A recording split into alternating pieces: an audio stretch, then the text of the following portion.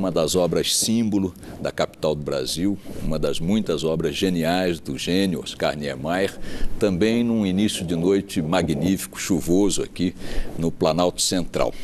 Nós estamos no Palácio da Alvorada para uma entrevista com a presidente Dilma Rousseff. Presidente, agradecemos a acolhida, muito obrigado por nos receber.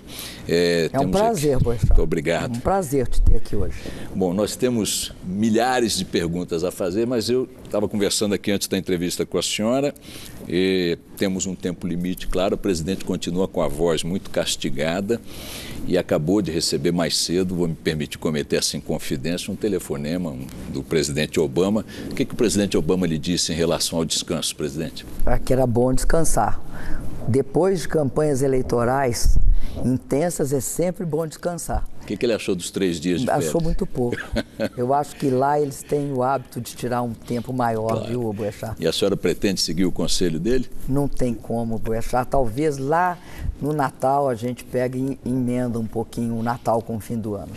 Presidente, a primeira pergunta que eu quero lhe fazer diz respeito a uma palavra-chave do seu pronunciamento logo após a confirmação de sua vitória no domingo.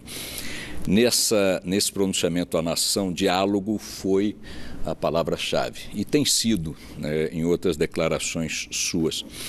Com o eleitorado, o país dividido eleitoralmente, muitos setores da vida nacional entendem que esse diálogo não só é uma imposição das circunstâncias, como uma necessidade sobre todos os aspectos. A senhora está disposta a tomar a iniciativa de chamar para o diálogo setores que a senhora entenda que precisam participar desse processo de conciliação ou de reconciliação? Nesse chamamento, nessa iniciativa, a senhora incluiria até mesmo setores da oposição, por exemplo, o próprio senador Aécio Neves? Olha, Boechat, sem dúvida. Eu acredito, Boechat, que toda eleição, ela implica, no momento em que ela se dá, numa divisão. Sempre ela implica numa divisão. Mas você tem de pressupor que por trás dessa divisão tem um conjunto de posições que as pessoas querem o quê? Querem definir o futuro pelo melhor para o país. Eu não acredito que alguém queira um futuro pior para o país. Então, já tem aí um ponto de unidade, de possível união, aliás. Eu acredito que o diálogo, a disposição para o diálogo e a abertura para o diálogo são essenciais. Em todas as eleições, depois de todas as eleições, é importante que isso se dê. Até porque é a manifestação da consciência do presidente ou da presidenta que foi eleito por uma parte do eleitorado, mas será presidente ou presidenta de todos os brasileiros. Então, é imprescindível o diálogo. E, obviamente, esse diálogo tem de abranger a maior parte dos setores organizados, ou todos os setores organizados que se dispuserem.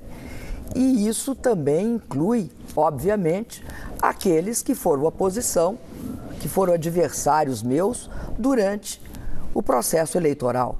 E isso é o que é bonito na democracia. A senhora pretende tomar a iniciativa, por exemplo, de convidar todos Neves para fazer essa conversa, Boechat. Do que acham melhor para o Brasil, vou escutar muito. Acho que o diálogo é isso. O diálogo é também, Boechat, não só com a oposição, mas com as forças vivas da nação. Exemplo, todos os setores produtivos, indústria, agricultura, serviços, os bancos, o setor financeiro, e também as representações da sociedade, as centrais sindicais, os movimentos sociais do campo, os movimentos sociais da cidade. Isso é pré-condição no momento em que você passou por uma reeleição. E a reeleição, como a eleição, é sempre, no caso da democracia, uma expectativa de mudança, Boechat. Ninguém participa de um processo eleitoral sem que o que esteja em questão seja mudança, melhoria, vamos conquistar mais, como fazer para o Brasil crescer cada vez mais. Eu acho que é isso que é a pauta. Presidente, economistas de várias linhas de pensamento têm defendido a necessidade do governo agir o mais rápido possível para restabelecer a confiança do empresariado, né, dos setores que investem, dos setores que apostam no crescimento e dependem dele para prosperar também. Inclusive o professor Luiz Gonzaga Beluso, muito ligado à senhora, ele diz que essa talvez seja a iniciativa mais urgente no campo da economia. Agir no sentido de restabelecer essa confiança no empresariado. A senhora pretende tomar iniciativa nesse sentido em quanto tempo e quais poderiam ser apontadas para nós?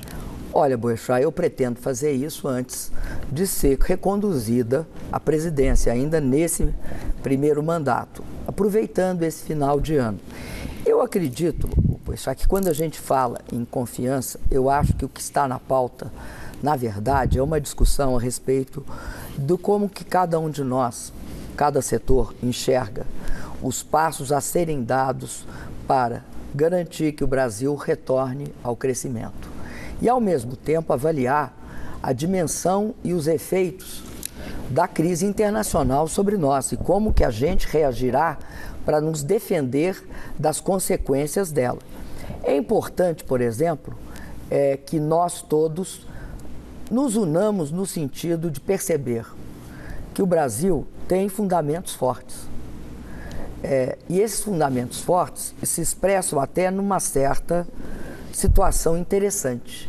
Os investidores internacionais mantêm um grau de investimento direto no Brasil muito expressivo. Mas esse grau está ameaçado agora, não, presidente. Hoje nós recebemos 65 bilhões de dólares. Nós somos um dos países que mais atrai investimento direto externo. Mas eu estou me referindo ao grau de investimento como nota classificatória de risco. Todos os jornais estão noticiando que existe esse risco. A senhora acha que é especulação, essa hipótese? Eu acho que até agora nós não temos essa sinalização de que vai haver, né, num futuro imediato, uma redução do grau de risco no Brasil. Não vê razão para isso? Não, eu não vejo. Até porque, cotejando a nossa situação, por exemplo, com a situação de outros países da Europa, acredito que o Brasil tem um setor financeiro sólido. Hoje, na Europa, há toda uma desconfiança a respeito da